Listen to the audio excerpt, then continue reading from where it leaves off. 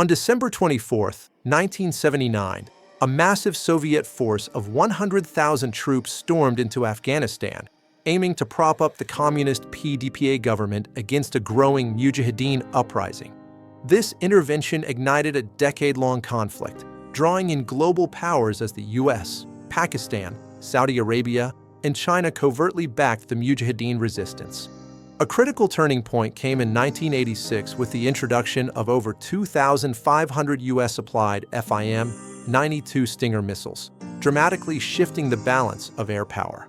These Stingers downed 269 Soviet aircraft, forcing a strategic withdrawal by February 1989, but leaving behind a nation devastated by war and immense human cost.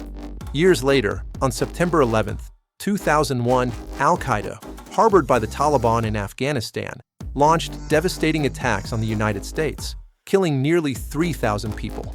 In response, the US-led Operation Enduring Freedom began on October 7, 2001, with a swift, targeted invasion to dismantle Al-Qaeda and overthrow the Taliban regime.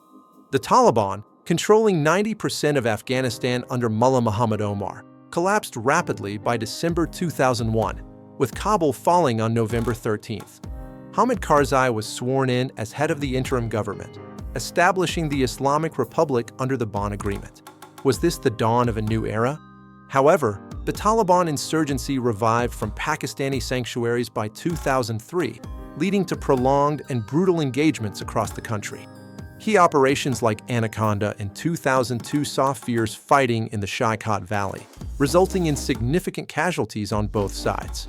The provinces of Helmand and Kandahar became epicenters of conflict, with major offensives in 2006 and 2009 costing many lives.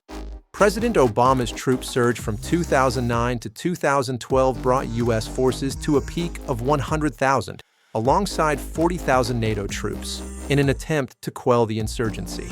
Yet, the insurgency persisted, and by 2015, ISIS-Khorasan, or ISIS-K, emerged, adding another layer of complexity and violence to the conflict.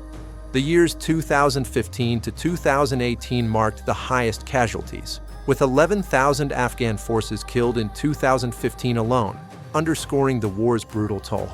Could the longest work truly be won through military might alone, or was a different path needed? The focus shifted to drawdown and withdrawal, with troop reductions under both Obama and Trump, signaling a desire to end the protracted engagement. The Doha Agreement, signed in February 2020, outlined a U.S. withdrawal by May 2021 in exchange for Taliban commitments, including a ceasefire with Afghan forces. President Biden later extended the withdrawal deadline to August 31, 2021, setting the stage for the final, dramatic chapter.